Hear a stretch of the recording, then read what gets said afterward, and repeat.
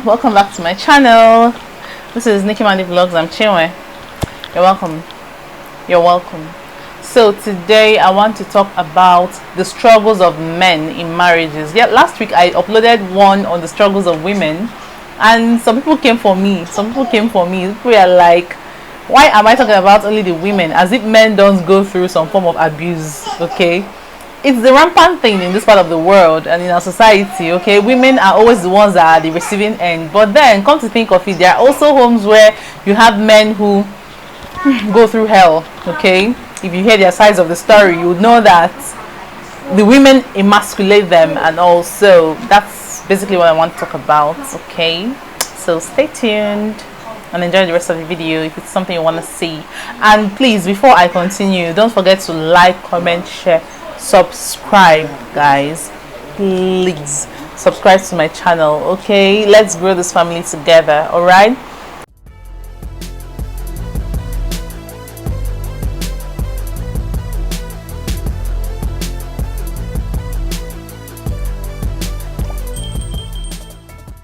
So, talking about the struggles that men go through, there are some men that the wives emasculate them. It gets to the point where they make them feel less of a man.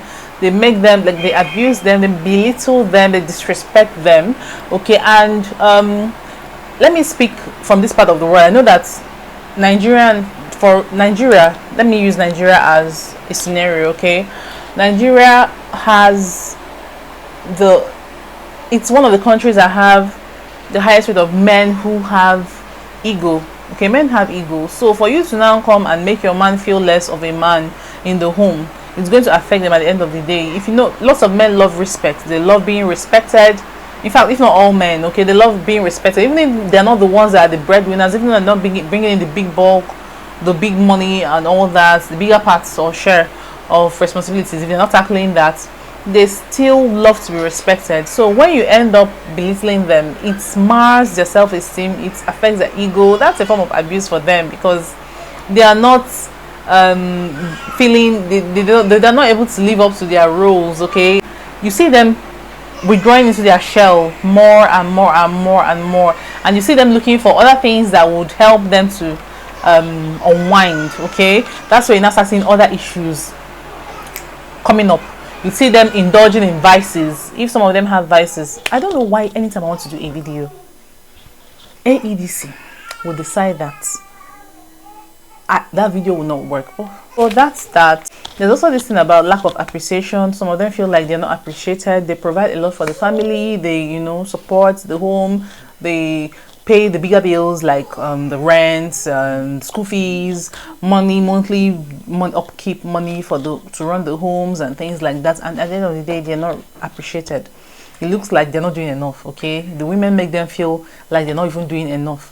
So it gets to them. I feel like appreciation would help. Okay, if you know that, even if you are also contributing in the home, for the fact that your husband is the breadwinner or he contributes as well, I feel like that respect should be there, that appreciation should be there. And it's a two-way thing. When we're talking about women appreciating their men, the men should also appreciate the women too, because that's how it works. Yay, that's how it works. Okay, so I feel like it's this thing where Igbo say akanika kwa akebe akwa akani. So if the left hand would watch the right hand, the right hand should as well watch the left hand. So it's a win-win situation at the end of the day if both decide to collaborate, do things, and appreciate each other. You see that everybody is willing to do more. Okay, there's also another Igbo adage that says etodi can come omekwa also. So when you praise someone for what he has done, okay, or she has done, he or she will be willing to do more, right? So that's where that appreciation comes in, and that's I know it's a good thing to appreciate your spouses. Okay, then I'm going to talk about disrespectful behavior. Now, men differ. As men differ, that's how homes differ too. So if you have your husband, your spouse, you know the things your husband likes. There are some men that they want you to call them sir. They want you to respect them, like maybe set their table in a particular way or run their home in a particular way. If you know what he wants, just do it the exact way that he wants it for peace to reign. And now no, don't misunderstand me. I don't mean that the women should always be the ones just doing what the men likes, and then the men would end up being the lord. No, I'm just saying it still boils down to being, it's still a two-way thing. When the women respect their men, and when the women respect their men, the men should as well respect the women, for that respect to be long lasting. Okay, respect is reciprocal, it's a mutual thing. You cannot respect your husband and then your husband disrespects you. What happens at the end of the day is the woman, you're pushing the woman to her elastic limits. It will come to a point where that respect will be gone. Okay, but if it's a two-way thing, if you are the type who, when you're respected, you give that respect back, of course it would be very sweet and seamless at the end of the day. Okay, so know what your spouse is like, your wife, your husband, whatever it is they like. Please try to, as much as possible. Of course, nobody is perfect. You may not always get it 100%, but try to do at least 80% of the time what they would prefer or what they would want. Okay, then there's another, the unmet emotional needs. Because men are, they come out like, okay, they are very strong, they're very tough, they're very this and that, they don't know how to express emotions. A lot of them know how to conceal their emotions. Women, we're easier, it's easier for us to cry, shed tears, all that. We don't know that men also cry. Okay, they cry secretly. Sometimes they're going through a lot, they don't even whine like us, they don't nag like us, they're dealing with it, you know, within themselves. They're just absorbing whatever it is, like thinking about it, dwelling in it, not being able to express or share. So that's where you as a spouse comes in to do what? To help alleviate their pain, help alleviate their concerns or whatever they are going through, by help hearing what's their own part of the story, or hearing them out. Okay, a problem shared is half solved. So a lot of them don't like sharing, but you can encourage them, let them share.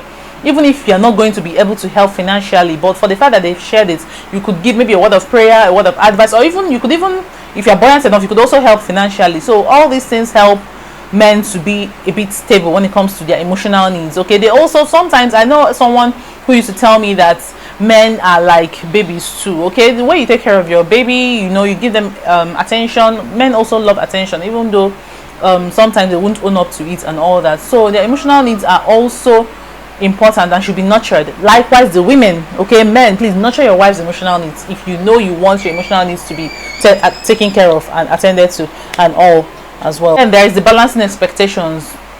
Don't expect too much. When you expect way too much from the opposite partner, you may end up being disappointed. So as you're expecting something from him, what are you bringing to the table? What have you got to bring to the table as well? You're expecting something from your partner, you also should be able to give or live up to that expectation as well. Okay, you expect him to keep the house in a particular way. Okay, he shouldn't come back home and just toss his things around. Then you, when you come back home, do you toss your things around? You know, boils down to understanding. It boils down to communication. At the end of the day, communication is key. I would always say that that's the number one thing that keep homes and marriages. Okay, communication. At least at this point in my marriage, I know that communication is one thing that helps. All right, prayer, of course, you should always put, as in your prayer life should be paramount. Okay, but that communication is also a very important aspect of marriages that would help marriages to thrive. Okay, so yeah, these are some of the things that I know that can help when it comes to, you know, balancing your home, to have less abusive homes and all that. Okay, so that's that. So tell me what you think about that in the comment section. Also share maybe other tips that you feel helps. Okay, because I didn't share everything, I just shared the important ones that I just think, yeah, would work. Okay, so share yours as well, let me know. And yeah, don't forget to like, comment, share and subscribe to our channel. Okay, thank you and see you.